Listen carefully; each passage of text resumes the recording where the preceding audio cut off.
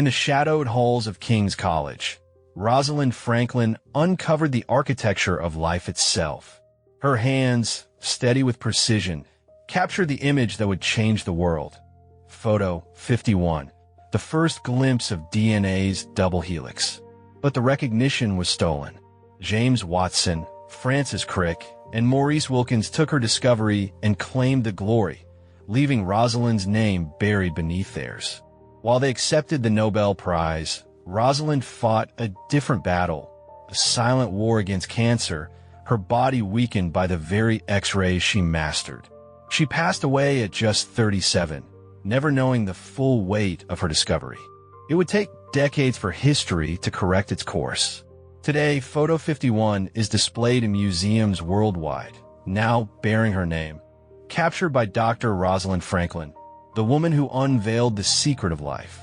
Her light may have dimmed, but her legacy remains unbreakable. But even now, there are whispers in the scientific community, old notes, undiscovered journals. Could there be more secrets hidden in her work? Secrets that, even now, the world is not ready to see? Rain poured heavily outside the large windows of the Franklin family home in Notting Hill, London. Droplets of water fell rhythmically on the glass, trickling down slowly and leaving thin trails across the surface. Inside the grand library, a young girl sat at a massive wooden table, almost buried under piles of thick books and scattered papers. Her name was Rosalind Franklin, barely 6 years old. Yet her eyes were already filled with an insatiable curiosity. On the table, there was a small magnifying glass she used to examine crystal shards she had collected from around the house. Her tiny fingers held the crystal carefully, directing light from the oil lamp above her. The light passed through the surface of the glass, reflecting shimmering glints across the library walls. Rosalind stared at it in awe, as if she had just uncovered a hidden secret of nature. Scattered across the desk were thick, dust-covered books, principles of chemistry, elementary physics, and several others far too complex for a child her age. Rosalind picked up one of the thick books, flipping through its pages, examining the diagrams and equations carefully inscribed. Her small hands took notes in a tattered journal. Sketching simple equations and basic chemical reactions she tried to understand through her tiny experiments. One gray afternoon, as the London sky hung heavy with clouds, Rosalind tried something different. She retrieved a small glass prism she had found in her mother's old cabinet. In the dimly lit library, she turned on the oil lamp and directed the light through the prism. Slowly, the light refracted, splitting into a spectrum of colors that danced on the wall. Red, orange, yellow, green, blue, and violet. Rosalind stood still for a moment, her eyes wide with wonder as a tiny rainbow formed from the glass. She reached out her hand, trying to grasp the shimmering colors on the wall.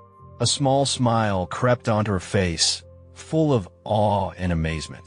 Without hesitation, she opened her notebook and began sketching the light spectrum she observed, noting the wavelengths in simple terms, even if she didn't fully understand them. For her, that fragmented light was a miracle.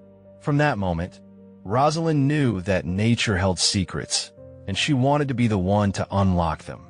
A few weeks later, her mother, Muriel Franklin, stepped quietly into the library. In her hands, she carried a thick, leather-bound book. Rosalind, who was busy scribbling notes at her desk, looked up as her mother approached. Muriel placed the book on the table, smiling gently at her daughter. "This was mine when I was young," she said softly. "I once dreamed of becoming a scientist, but that chance never came. Now this book is yours." Rosalind reached out, her fingers grazing the smooth surface of the book. Her eyes sparkled with hope and gratitude. The book contained classical theories of physics and simple chemical experiments. From that night on, Muriel would slip a new book onto Rosalind's desk every week. Books that were hard to find, theories that were considered too complex for a young girl. But Muriel did not care. To her, Rosalind was the extension of the dreams she had once buried. At the age of 14, Rosalind was accepted into St. Paul's Girls' School, a prestigious all-girls school in London known for its academic excellence. Every morning, Rosalind walked through the grand gates with thick books clutched tightly in her arms. In the school hallways, whispers would often follow her footsteps. Other girls would look at her with curious eyes. They spoke about dance parties, dresses, and social gatherings, while Rosalind could always be found in the chemistry lab, completely absorbed in her experiments. In the school dining hall, she would sit alone in the corner, reading a thick book titled Principles of Chemistry. Other girls would glance at her, whispering and giggling, but Rosalind didn't mind. To her, those books were windows to a bigger world. Even when the school bell rang, signaling the end of classes, and the other girls ran off to the gardens, Rosalind stayed behind in the lab, peering through her microscope, observing chemical reactions in solitude. In that small space, she found peace. In that room, she felt free. Every time Rosalind spoke about her dreams of becoming a scientist, her father, Ellis Franklin, would nod quietly but say very little. To him, the world of science was no place for a woman. One evening during dinner, what began as a casual conversation soon turned into a serious debate. Rosalind expressed her desire to study physics at university. Ellis placed his fork and knife down, looking at his daughter with a stern expression. "Science is not for women, Rosalind. There is no place for women in the laboratory," he said, his voice low but resolute. Rosalind did not lower her gaze. Her eyes locked onto his, filled with determination. Though no words were spoken, Muriel could feel the tension hanging in the air. Rosalind would not back down, and Ellis would not change his mind. Years passed. Rosalind grew into a brilliant and ambitious young woman. At the age of 18, a thick envelope arrived at the Franklin household. Printed on the front in bold letters were the words, "Newnham College, University of Cambridge." Her hand shook as she tore open the envelope. As she read its contents, her face lit up with joy. A wide smile spread across her face, and without hesitation, she ran to the living room to show the letter to her mother. Muriel embraced her tightly, tears of pride glimmering in her eyes. In the corner of the room, Ellis Franklin watched them both. His expression remained stoic, but for a moment, there was a glimmer of pride hidden beneath the creases of his face. Under the gray skies of Cambridge, Rosalind stood before the towering gates of Newnham College. Her eyes traced the tall spires of the campus, the place where her dreams would begin. Drizzle began to fall, but Rosalind didn't move. She reached out her hand, feeling the cold raindrops on her palm, as if she were welcoming the challenge that lay ahead. "This is only the beginning," she whispered to herself with unyielding conviction. Behind her, the old world she knew was left behind. Ahead of her, a new world awaited, ready to be discovered. The grand gates of Newnham College stood tall beneath the gray skies of Cambridge. The light drizzle fell gently on the moss-covered stone walls, trickling into tiny rivers along the cobblestone paths. Inside the vast and silent library, the only sound was the soft rustle of pages being turned. In the far corner of the room, separated from the whispers of the other students, Rosalind Franklin sat alone, surrounded by thick chemistry books and scientific journals filled with equations and formulas. Her eyes moved swiftly across each word, while her hands wrote neatly in her notebook. When her peers gathered in the tea rooms to discuss social events and dance parties, Rosalind was immersed in chemical equations, molecular structures, and crystallography studies.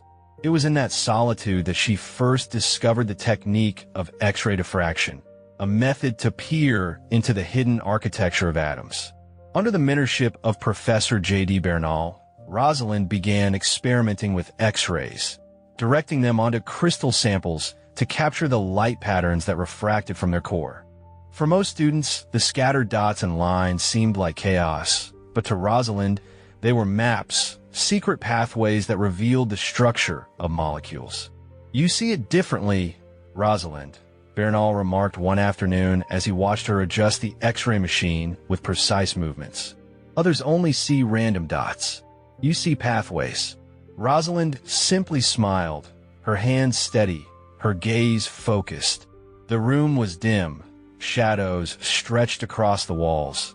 But for her, the patterns on the screen shone with limitless possibilities.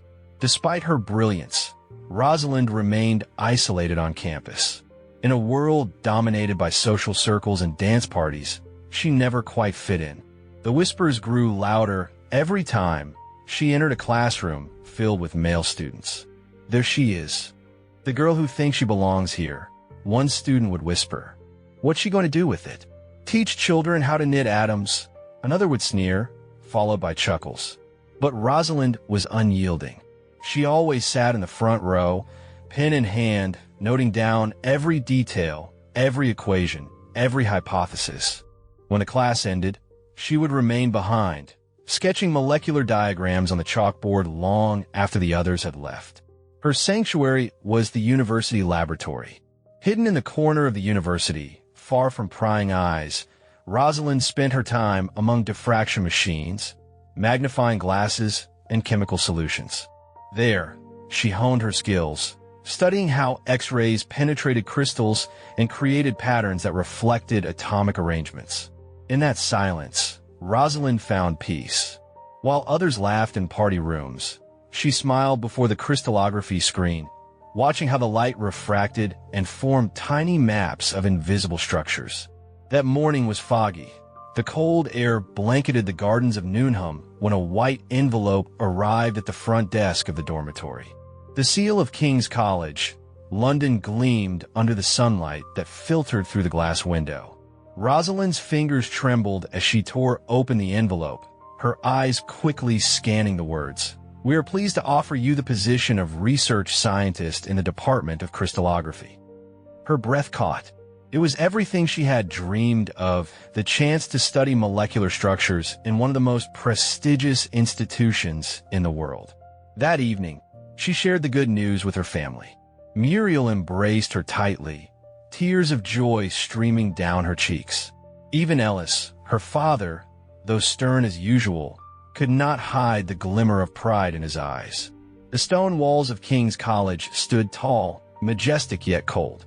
The old iron gates creaked as they opened, revealing long hallways lined with portraits of past scholars. The air was damp, smelling of old books and wet stone, so different from the open spaces of Newnham. When she entered the laboratory, Rosalind was greeted by a tall man with thick glasses, Maurice Wilkins. His handshake was brief, his smile barely visible. You must be the new assistant, Wilkins said, pointing to a desk cluttered with dusty files and laboratory equipment. Rosalind paused for a moment. Assistant?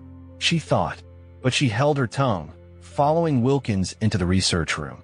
The laboratory looked like an old warehouse. Cables sprawled across the floor, rusty metal instruments stacked in the corners, and a massive X-ray machine stood in the center, humming softly like a sleeping giant. The low electrical buzz vibrated through the walls, and the fluorescent lights flickered occasionally, casting long shadows on the concrete floor. Days turned into weeks, and the tension between Rosalind and Wilkins grew stronger. Wilkins treated her as if she were nothing more than a laboratory assistant, not a research scientist. Every time Rosalind discovered something, Wilkins would dismiss it or belittle her findings. The halls of King's College were eerily silent, as if a great secret lay hidden beneath the surface. Rosalind often worked late into the night, alone in the underground laboratory. The dim lights illuminated the crystallography screen, revealing helical patterns that began to emerge in the X-ray images. In that silence, Rosalind continued her work tirelessly. She did not know that, above the surface, plans were being made to steal her findings. The underground laboratory in King's College grew colder each day. Narrow corridors lined with thick cables and rusted metal machines echoed with the sound of Rosalind's solitary footsteps. While students and other researchers interacted on the upper floors, Rosalind spent her days in that dark room, accompanied only by the hum of machines and the dripping of water from an old pipe. She carefully placed the crystal slides onto the X-ray machine, adjusting the angles and double-checking each step with precision. There was no room for error. Every flash of light from the machine was a fragment of the molecular mystery hidden within. On her desk, stacks of experiment notes lay neatly arranged. X-ray diffraction images were lined up, each with its unique pattern. Rosalind documented them all in a thick notebook, her handwriting meticulous and structured. In the corner of the room, Maurice Wilkins would sometimes come by, observing her in silence before leaving without a word. That night, heavy rain pounded the roof of King's College, the rhythm of raindrops merging with the steady hum of the X-ray machine spinning in the underground laboratory. Rosalind sat in front of the screen, her eyes unblinking as she watched the diffraction patterns slowly emerge. Tiny dots began to form, arranging themselves into a symmetrical shape that was both familiar and groundbreaking, a perfect double helix. Her hands trembled as she magnified the image, carefully inspecting each detail. She held her breath, her heart thundering in her chest. This was something that scientists had only theorized, the physical representation of the DNA molecule captured on film. "There it is," she whispered softly, her voice nearly drowned out by the machine's low hum. With delicate care, she printed the image and labeled it as Photo 51. Rosalind placed the photograph into a folder and locked it in her desk drawer, secured alongside her meticulously recorded research notes. In the margins of her notebook, she wrote, "Double helix structure, first evidence." There were no cheers, no applause. Only the silent hum of the basement laboratory and the soft dripping of water echoing in the pipes above. But in that shadowed room, Rosalind had just uncovered the map to life itself. The following day, Rosalind was not in the laboratory. She had been called to attend a small meeting upstairs at King's College. It was the perfect opportunity for Maurice Wilkins. Under the dim glow of the X-ray machine, Wilkins approached her desk. His fingers slid across the wooden surface before pausing at the locked drawer. With a quick glance around, he pulled a small key from his pocket, inserted it, and turned it with a faint click. Inside, stacked neatly with labeled folders, lay Photo 51. Wilkins slipped the folder from its place, holding it tightly in his hands as if it were made of glass. He glanced around one last time before tucking the document under his coat and briskly leaving the room. In the shadows of the hallway, a tall, gaunt man with sharp eyes waited. James Watson stood with his arms crossed, his gaze fixed on the door. Wilkins approached, his steps quick and quiet, concealing the envelope under his jacket. They met in a small, dust-covered room in the far corner of the old King's College building. The walls were lined with dusty bookshelves. A chandelier swung slightly from the ceiling, casting long shadows on the creaking wooden floorboards. There, Francis Crick awaited, observing them with a thin smile. Watson opened the envelope, placing Photo 51 on the table. Silence filled the room as they stared at the image, their eyes wide with wonder and ambition. "This is it," Watson murmured, his voice trembling with excitement. "With this, we can finish it," Crick added, his tone laced with triumph. Wilkins merely nodded, his eyes betraying no guilt, only ambition and greed. The underground laboratory was quieter than usual. Rosalind stepped inside with a light stride, carrying fresh notes from her morning experiments. She placed her files on the desk, pulled out her notebook, and began recording the new data. After some time, she reached for the drawer where she kept Photo 51. Her hand moved over the surface, feeling for the familiar folder that was always neatly placed in the right-hand corner. But it wasn't there. Rosalind frowned, her fingers rifling through the stacks of papers, moving them aside, checking underneath, but still, it was nowhere to be found. A surge of anxiety crept up her spine. She closed the drawer slowly, took a deep breath, then opened it again, this time with deliberate care. Her fingers searched every corner, but Photo 51 was gone. Her hand stopped moving, her breath hitched. Her eyes locked onto the empty space in the corner of the drawer, the very spot where photo 51 should have been. Rosalind stood still, disbelief etched across her face. "No," she whispered, her voice barely audible. Her heart pounded faster.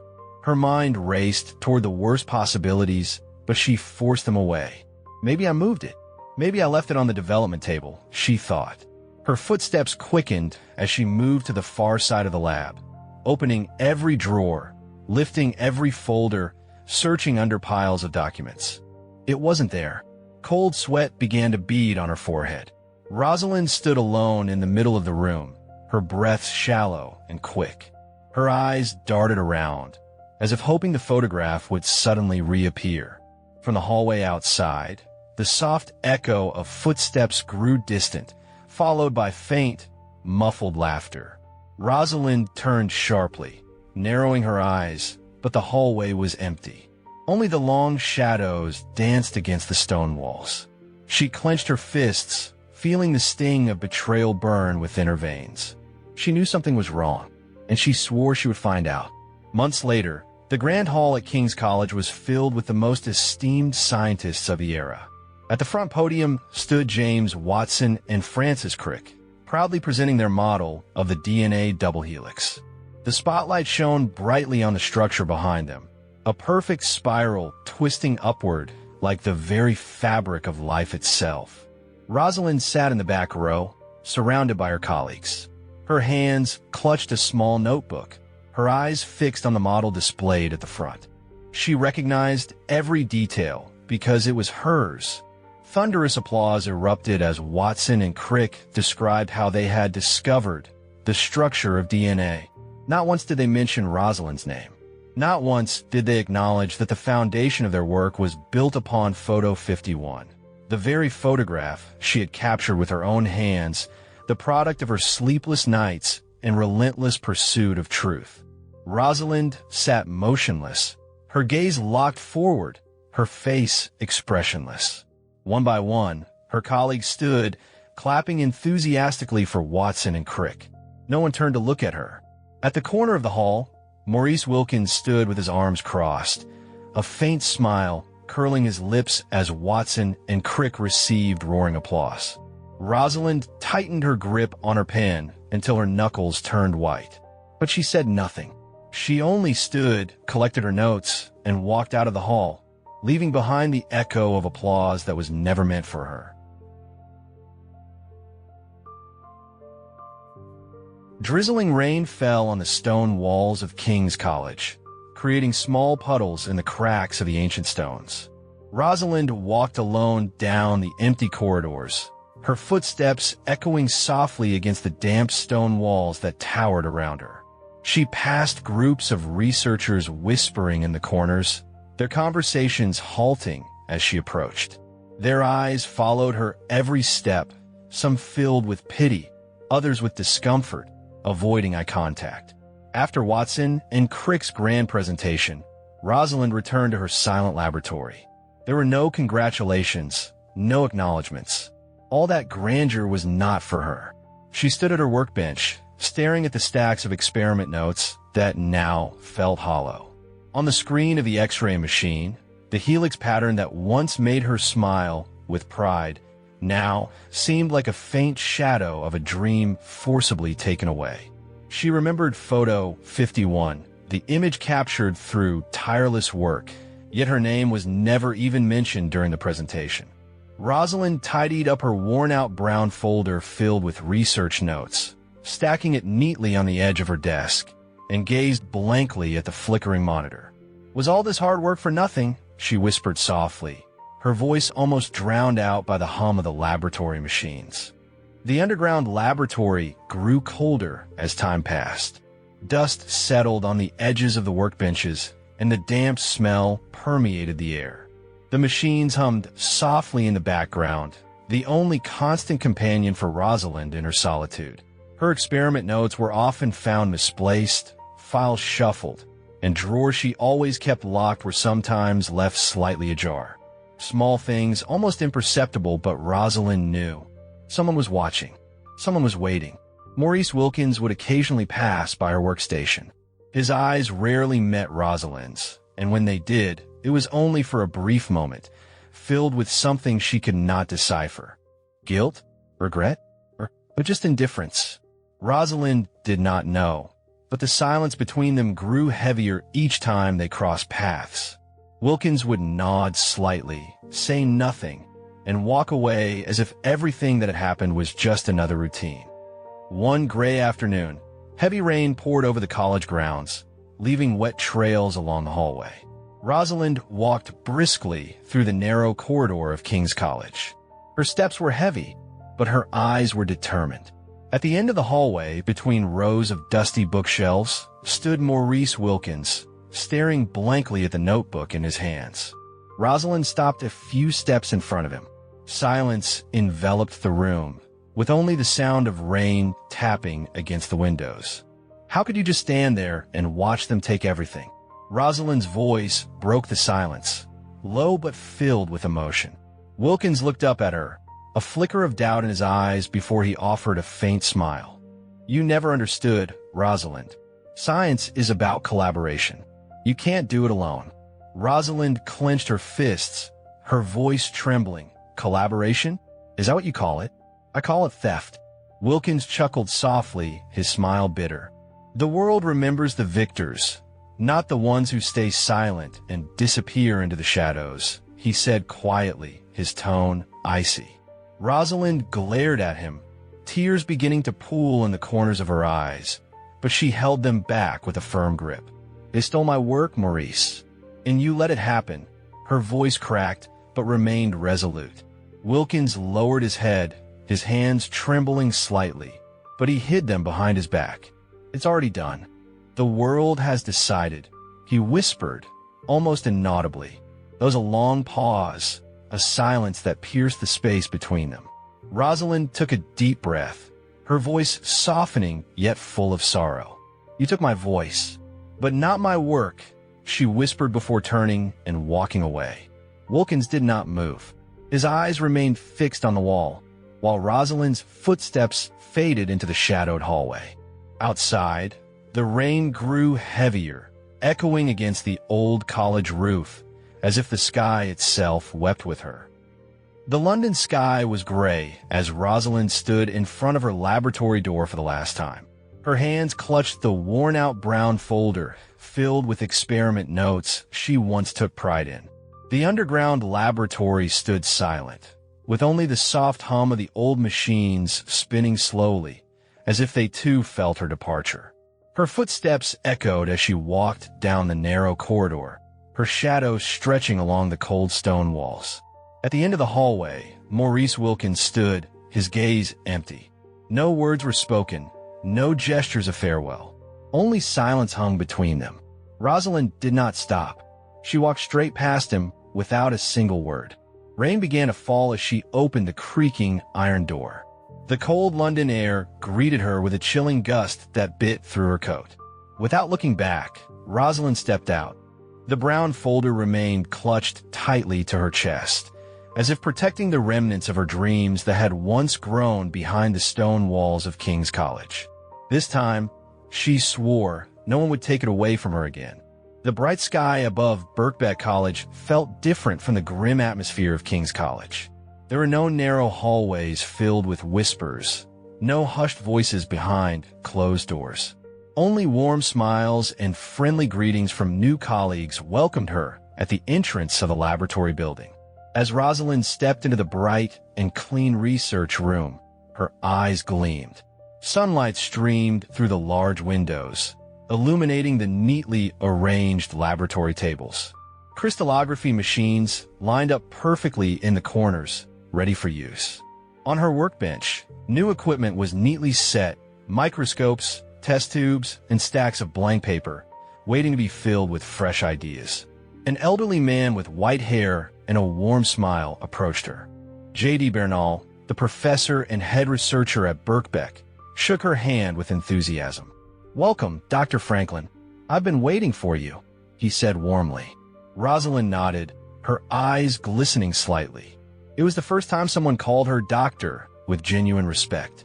No condescension, no mockery, just pure appreciation that shone in Bernal's eyes. Bernal led her to her workstation. On the table, research papers on tobacco mosaic virus were neatly arranged.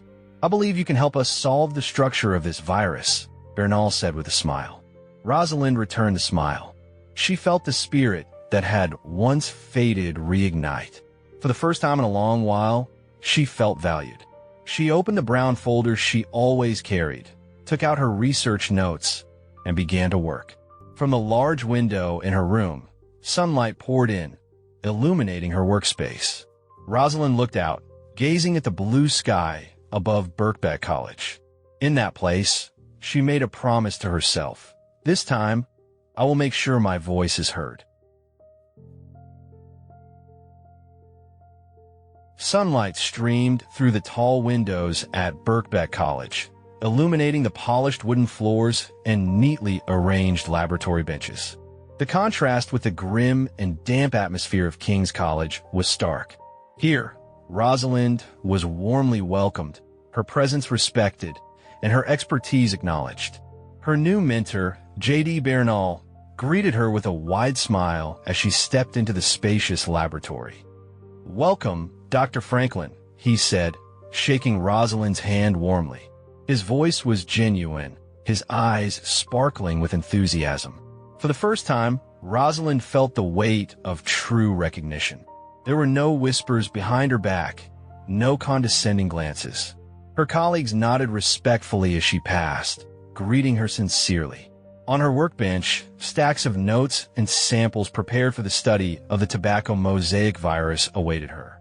TMV is a virus that infects tobacco plants, and at that time, it was a crucial topic of research because its structure remained a mystery. With her expertise in X-ray crystallography, Rosalind was tasked with mapping the virus's structure in detail. Rosalind took a deep breath, placed her worn brown folder on the desk, and opened her notebook.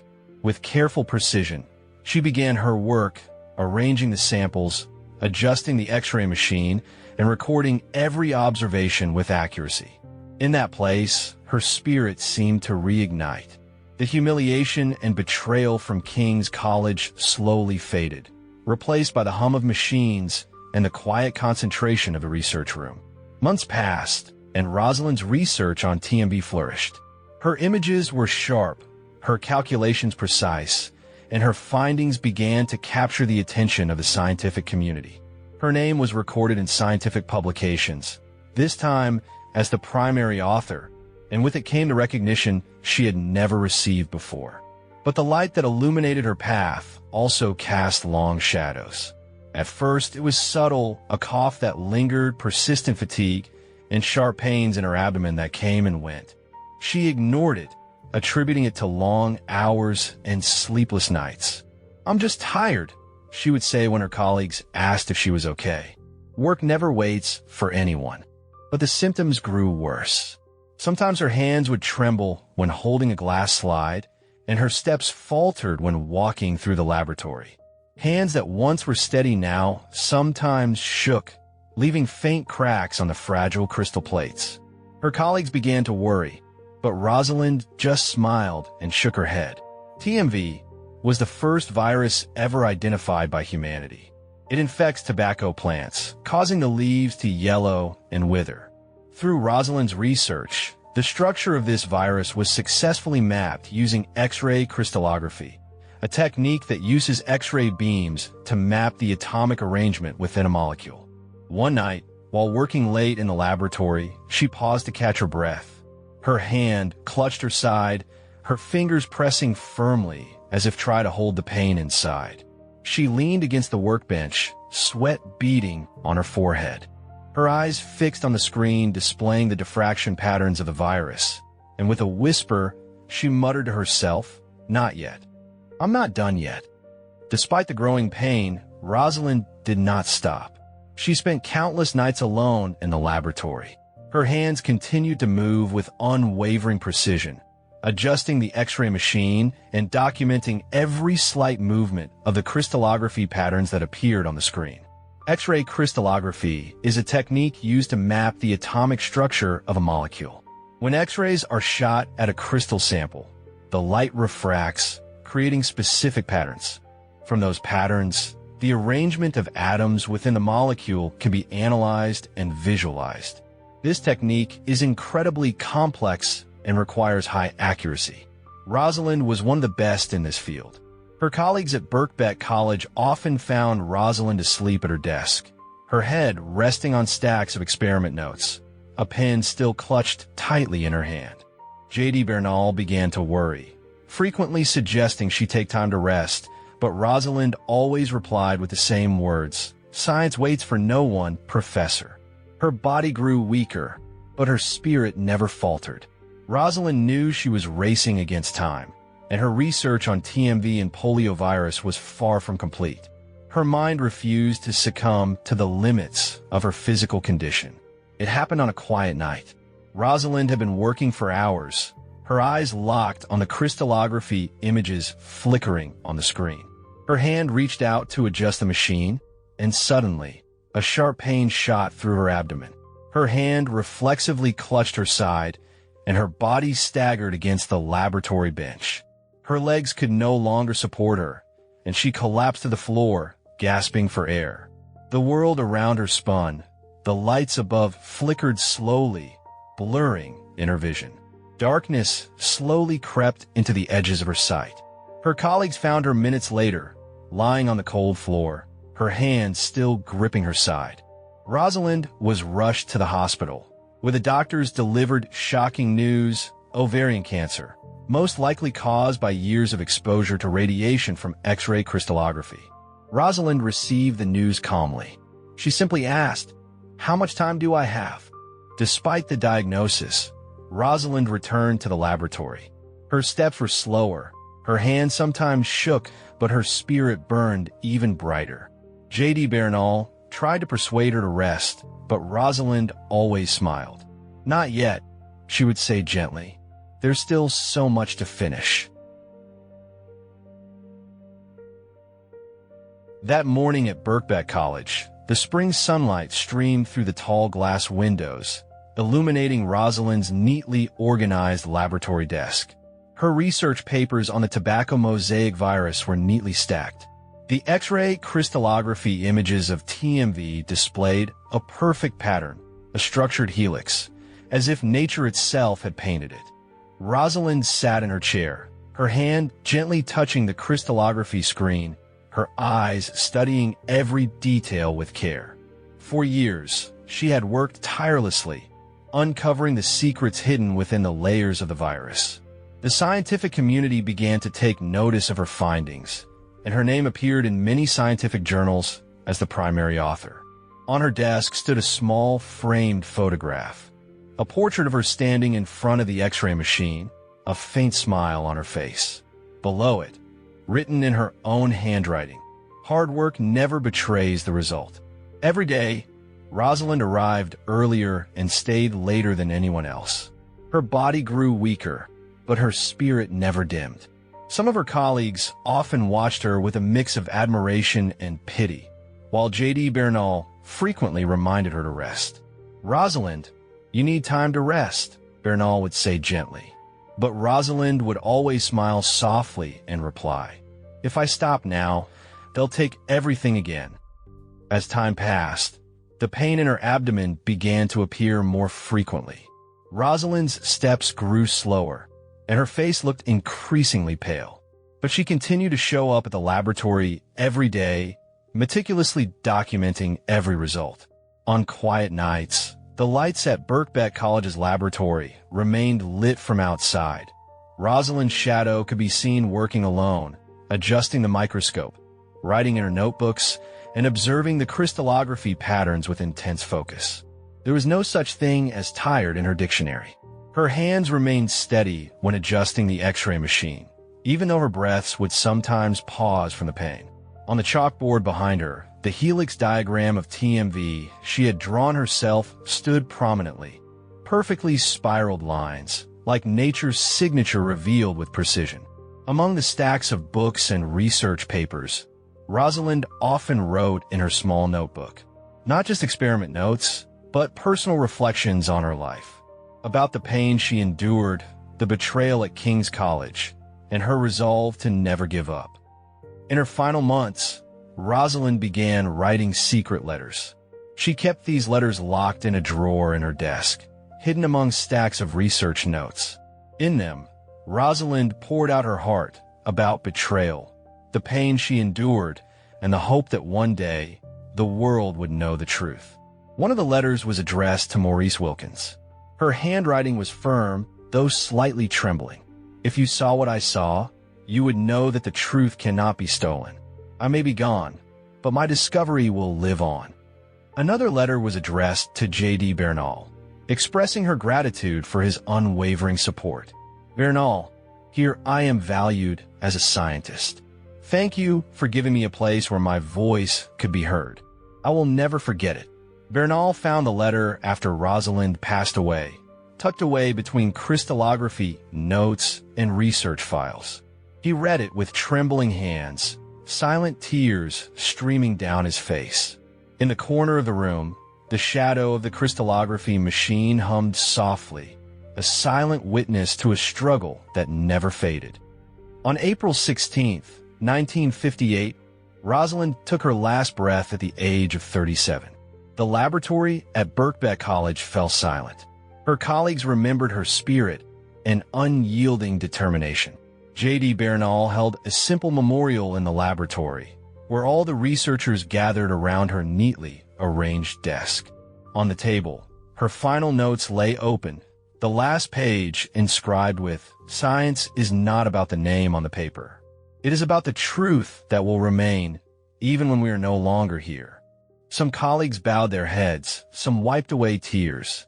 In the corner of the room, the old X-ray machine that had accompanied Rosalind in her solitude stopped humming, as if mourning her departure.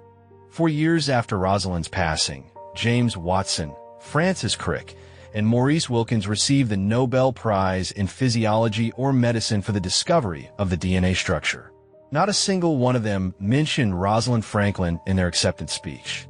However, behind the stage, young scientists began to question the real history. Some research papers began to highlight the role of Photo 51 and Rosalind's contribution to mapping the structure of DNA. Articles in scientific journals started referring to Rosalind as the woman who unveiled the secret of life. Years later, in a modern science museum, Photo 51 is displayed in a glass frame with a caption beneath it, captured by Dr. Rosalind Franklin, whose pioneering work revealed the structure of life itself. A group of school children gathered in front of the display, listening to the tour guide explain the history behind the image. A young girl raised her hand. "Who is Rosalind Franklin?" The guide smiled warmly and replied, "She was the woman who discovered the secret of life before anyone else." Although her name was forgotten for a while, her science lives on in every discovery that followed. The museum lights cast a soft glow on the glass protecting Photo 51, reflecting a perfect spiral shadow on the museum wall. In that place, the truth finally found its way.